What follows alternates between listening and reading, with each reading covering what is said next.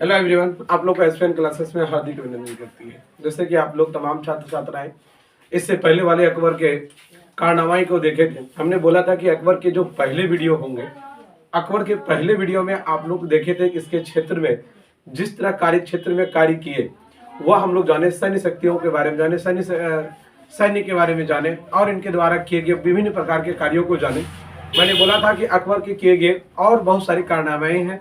ये अकबर जो है हमारे मुगल शासन काल में समझना है कि इन्होंने लंबी समय तक अपना शासन क्षेत्र को बनाकर रखा, अधिक दिन तक इन्होंने शासन किया। इन्हीं के बारे में हम लोग इस वीडियो में जानेंगे कि अकबर का जो दूसरा वीडियो है, पहला वीडियो में अगर आप नहीं देखे हैं तो उस वीडियो को जरूर देखें और उन वीडियो को देखने के लिए नीचे डिस्क्रिप्शन में लिंक दे देंगे, आप देख लीजिएगा। अगर उस वीडियो को देखेंगे तभी इस वीडियो में ज्यादातर समझ में आएगा। तो चलते हैं, मैं एक एक करके प्रत्येक कॉन्सेप्ट को बताने का प्रयास करता हूं। तो बच्चों चलते हैं कि इस वीडियो में हम लोग क्या पढ़ने वाले हैं। तो इस वीडियो में हम लोग एक प्रमुख तिथि को जानेंगे कि अपने शासन काल में अकबर ने जो भी ईस्वी में जो कर पाया है वह सारी चीजों को हम लोग जानेंगे। तो इन्होंने क्या क्या किए हैं, किस क्षेत्रों में काम किए हैं, सैन्य क्षेत्रों में किए हैं और जमीन भू सुधार किए हैं, और इन्होंने साम्राज्य के बारे में कुछ किया है, भूमि सुधार किया है, सैन्य शक्तियों को कुछ विस्तृत किया है और इनके क्षेत्रों में जो भी प्रमुख निर्माण करवाए, जो चीज बनवाए हैं, इनके बारे में मैं बारीकी से जानूंगा। और बात है चित्रकला की। चित्रकला है और एक संगीतकार है, ये संगीतकार है, इनके दरबार में जो संगीतकार है इनके बारे में है। उसके बाद नवरत्न है, नवरत्नों के बारे में भी हम लोग क्या करेंगे, जानेंगे। बात करते हैं, एक एक करके जानने का प्रयास जो करते हैं। वर्ष के जो कि प्रमुख इनके वर्ष रहे, अकबर के जो शासन काल में जो वर्ष रहा, इंपॉर्टेंट रहा, वह वर्ष क्या है। सबसे पहले मैं इससे पहले वाले वीडियो में मैं आप लोग को बताया था कि इनके जन्म आपको बताए थे कि 1542 ईस्वी में अकबर का जन्म हुआ था और 1556 ईस्वी में अकबर का राज्याभिषेक हुआ था। राज्याभिषेक कहा जाता है कि ये 13 साल कुछ महीने शायद हो रहे थे, अर्थात मैक्सिमम किसी किसी में 14 वर्ष, अर्थात 14 वर्ष के बाद इन्होंने अपने राजगद्दी को संभाली थी पिताजी के मरने के बाद। और पिताजी के मरने के बाद 14 साल के ही उम्र में ये राज्याभिषेक अर्थात वो गद्दी के क्या हुए, अधिकारी हो गए और ये राजा बन बैठे। और बैरम खां का पतन कब हुआ था? बैरम खां का पतन 1560 ईस्वी में। बैरम खां का अर्थात 56 और 4 60 हो गया। 4 साल तक का जो क्षेत्र रहा खान बाबा के ही अधीन में रहे और उसी का क्षेत्र में इन्होंने कार्य भी किए। अकबर का जो शासनकाल रहा और बैरम खां के समक्ष रह करके काम किए। अगला आता है 1562, दास प्रथा का अंत और तीर्थ यात्रा का समाप्ति 1563।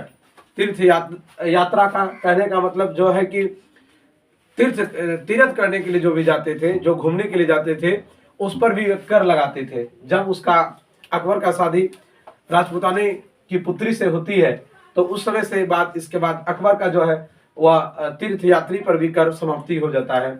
आगे आता है 1564 में जजिया कर की समाप्ति। जजिया कर क्या था कि गैर मुसलमान लोग जो आते थे और जो अपने क्षेत्रों में जिस प्रकार से टैक्स लेते थे वह गैर मुसलमान को ही जजिया कर का समाप्ति हो, जजिया कहा जाता है। और उसकी समाप्ति 1564 ईस्वी में किसने करवाया था? तो अकबर ने करवाए थे। अगला आता है 1571। 1571 में फतेहपुर सीकरी की स्थापना। देखिए फतेहपुर सीकरी की स्थापना और तथा ये क्या करवा दिया था, क्या करवाया था फतेहपुर सीकरी में। इसकी स्थापना के बाद 1571 में इसका फतेहपुर सीकरी की स्थापना हुई एवं राजधानी भी बदला।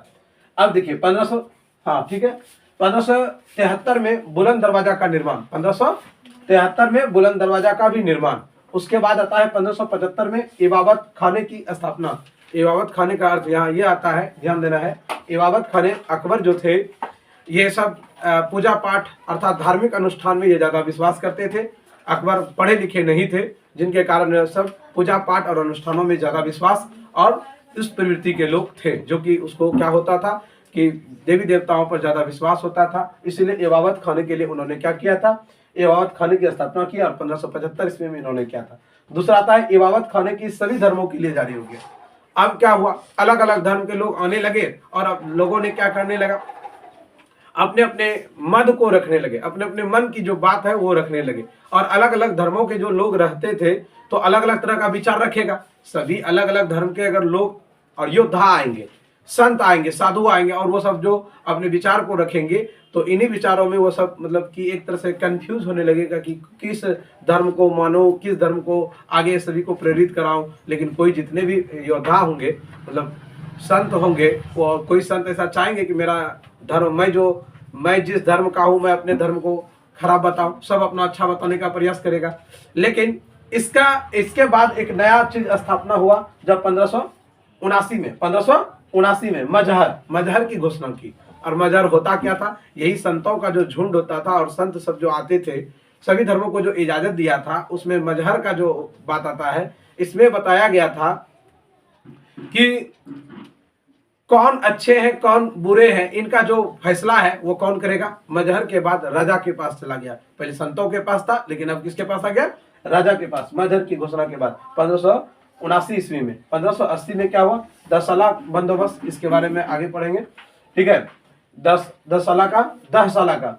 और 1582 में दीन इलाही में क्या होता था, व्यक्तियों के लिए, सभी व्यक्तियों के लिए चाहते थे कि एक अच्छा धर्म स्थापित हो जिसमें कि सभी चीजों का संपन्नता हो और जनताओं के लिए ये था। लेकिन कहा जाता है कि मात्र इसमें 18 ही लोग इस धर्म को अपनाए थे, दीन इलाही। चलिए, दीन इलाही की स्थापना की थी, कब की थी, 1582 ईस्वी में। 1583 ईस्वी में इलाही एक संत की शुरुआत किया था। उसके बाद आता है लाहौर का राजधानी परिवर्तन। लाहौर का राजधानी परिवर्तन हुआ था कब, 1585 ईस्वी में। अगला आता है 1601, ये अंत कहा जाता है अकबर का ये अंतिम आक्रमण था। अकबर का अंतिम आक्रमण था जो कि असीलगढ़ का था। और ये बात था कि अपने शासन काल में इतने दिनों तक इन्होंने विस्तृत रहा और इतने दिनों तक जिंदा रहा ना, इस सबका जो पुत्र था, अकबर का पुत्र भी बड़े हो गए थे और चाहते थे कि ये पिताजी इतना आक्रमण कर रहे हैं और मतलब पिताजी अपने गद्दी पर इतने समय तक बैठे हैं तो हम क्या करेंगे। ये चाहते थे पिताजी का क्या करवा दें, मृत्यु करवा दें, अर्थात इसको हटा करके मैं या तो मैं जिस तरह से मैं राजा बनूं, इस तरह का ये चाहते थे। बात आता है कि अकबर की जो मृत्यु होती है वह कब हो जाती है, 1605 ईस्वी में। और इन्होंने करता क्या था, 1601 में इसके जो पुत्र थे, ये ऐसे कभी इसके पुत्र ने कभी इसके विरुद्ध में कोई युद्ध नहीं किया, लेकिन इनके कारनामे को जल्दी कोई मानता नहीं, मतलब इसका पुत्र मानता नहीं था, इनके कहे गए बातों को जल्दी मानता नहीं था, लेकिन इनके विरुद्ध कभी युद्ध नहीं लड़े थे। और इसी तरह का कुछ कारनामे गलत कर बैठते थे जिनके कारण इसको क्या होता था, मतलब बुरा लगता था, थोड़ा आक्रोश होते थे मन में। तो इसी तरह से इसका जो था प्रमुख जो वर्ष है, इन वर्ष को आप अच्छे ढंग से जानने के बाद इनके बाद वाली बात आती है इनका जो कि प्रमुख सुधार किए। इन प्रमुख सुधार के बारे में हम जानते हैं। देखिए प्रमुख सुधार क्या हुआ, इसका जो इनके अंतर्गत अर्थात अपने शासनकाल के क्षेत्रों में अकबर का जो शासनकाल रहा और अकबर के शासनकाल में जो भी उन्होंने सुधार किया वह हमारे पास क्रमिक रूप से दिया गया है। देखिए क्या है, सैन्य कहने का मतलब अपनी उस अकबर का जो सेना था, उन सैनों में उन्होंने क्या क्या किया था, सेनाओं के क्षेत्रों में उन्होंने क्या किया। सबसे पहले उन्होंने मनसबदार लगाया। मनसबदार में क्या होता, जात और सवार होता था। जात और सवार जो होते थे, जात में होता था कि किस जात को और किस तरह का किस तरह के लोगों को घुड़सवार, किस तरह के लोगों को क्या सिखाया जाए, विभिन्न प्रकार के जातों को जो रखा जाता था और अच्छे अच्छे सैनिक बनाए जाते थे। इन्हीं सैनिकों में मनसबदार का व्यवस्था लगाया गया था। 2 प्रकार के मनसबदार होते थे, जो अच्छे मनसबदार होते थे और जो अच्छे सैन्य शक्ति होते थे, मतलब जो अच्छे से लड़ सकते थे, अच्छे घुड़सवार करते थे, उसको अच्छे उपाधियों को दिया जाता था और उसके साथ अपने मनसबदारी व्यवस्था को बनाकर रखता था। इसके बाद आया था घोड़ा दागना। इसके बाद कौन आया था, घोड़ा दागना। घोड़ा दागना क्या, दौड़ना नहीं, दागना, घोड़ा दागना। घोड़ा दागना ये था प्रथा, मतलब व्यवस्था थी, मतलब उस समय का नियम बनाया था कि युद्ध में घोड़ा को छोड़ा जाता था और दाग देता था तो वो एक पहचान बन जाती थी, या घोड़ा को मतलब घोड़ा दाग देना अर्थात पहचान छाप छोड़ देना था। ये उस समय का था घोड़ा दागना। और हुलिया लिखना, इसमें कहने का मतलब था जिस समय के राजाओं का पैर चूमना या तो फिर उसके सामने हुजूरी लगाना, इस तरह का जो है व्यवस्था को उसमें ये सब लागू किया था। चलिए, ये उसमें सुधार किए थे। साम्राज्य का देखिए क्या है, साम्राज्य के बारे में यहाँ पर बताया गया है कि दास प्रथा पर प्रतिबंध, दास प्रथा का प्रतिबंध लगाए और बहु विवाह पर रोक। कहा जाता है कि अकबर ने बहुविवाह पर रोक लगाए थे। बहुविवाह का रोक लगाने का मतलब क्या है, एक से अधिक शादियों का नहीं कर सकते, एक से अधिक शादियों को नहीं कर सकते थे, जब जो कि खुद अकबर ने बहुत सारे विवाह कर रखे थे। नहीं, चलिए, अकबर का जो बहुत सारा रहा, जिनके कारण लोगों ने इसको जब जाना कि खुद ही नहीं सुधार किया है तो क्या ये सुधार करेगा, इनका बात भी कोई नहीं माना। चलिए आगे बात चलते हैं। विवाह का प्रोत्साहन, विवाह पर उन्होंने प्रोत्साहन भी किया, लेकिन उसके बाद बताया गया एक उम्र की सीमा होगी। इस उम्र का सीमा देखिए क्या, एक बाल विवाह पर रोक, इन्होंने बाल विवाह पर रोक लगाए, जहां की विवाह करने का उम्र न्यूनतम बताया गया, अगर कोई पुरुष है तो वह 16 साल की होंगे 16 साल के पुरुष होंगे, और अगर लड़की है तो वह कम से कम 14 साल का होना चाहिए, तभी विवाह हो सकता है। इस तरह का उन्होंने लागू किया। सती प्रथा पर रोक, सती प्रथा के बारे में आप लोग जानते ही हैं। सती प्रथा क्या होता था कि अगर पति मर जाते हैं तो पत्नी को उसी के साथ जिंदा ही जलना पड़ता था, वो सती प्रथा था, इसको भी उन्होंने रोक लगाया। उसके बाद अंतरजातीय विवाह पर प्रोत्साहन। अंतरजातीय विवाह क्या होता है, अदर दूसरे जाति में विवाह नहीं कर सकते थे, लेकिन इसमें क्या किया कि अपने ही अंतरजातीय मतलब दूसरे जातों में भी उन्होंने क्या कर सकते हैं, विवाह शादी कर सकते हैं। उसके बाद आता था ये विवाह पर प्रोत्साहन के बाद, मतलब कि पहले जैसे कि आप सीधी सी बात जानते हैं कि विवाह संबंध में, विवाह के कार्यों में अंतरजातीय कहने का मतलब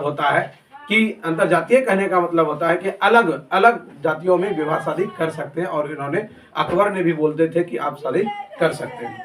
इसके बाद आता है एक वैश्याला। वैश्याला का मतलब आप लोग जानते ही होंगे, जो कि समाज को बुरा प्रभाव न लगे, और जो कि अपने गांव समाज में, राजा रजवाड़न में होता क्या था कि अपने गांव घर में, मतलब जो जिस क्षेत्र में था वो अपने क्षेत्र से, अपने गांव से अलग गांव एक स्थापित, मतलब एक घर बनाया, स्थापित रहा, जिसका नाम रख दिया क्या, शैतानपुरी। चलिए आगे चलते हैं। आगे आता है भूमि सुधार। क्या आता है, भूमि सुधार। भूमि सुधार में क्या होता था, भूमि सुधार में एक होता था, सुने होंगे, जब्ती प्रणाली। अब ये पूछा जाता है कभी कभी, जब्ती प्रणाली क्या है, तो आपको बताना होगा कि अकबर के शासनकाल में, अकबर के काल में एक जो बस्ती होता है, जस्ती प्रणाली, इसमें होता था भूमि की प्रणाली के बारे में कुछ कहा गया है। भूमि के बारे में, वो जो सुधार के बारे में ये प्रणाली थी, ठीक है। अब आता है दहसाला का बंदोबस्त, दहसाला का बंदोबस्त, और एक आता है टोडरमली व्यवस्था। ये भूमि के बारे में, भूमि की व्यवस्था को उन्होंने सुधार करने के लिए ये सबको लगाया गया था।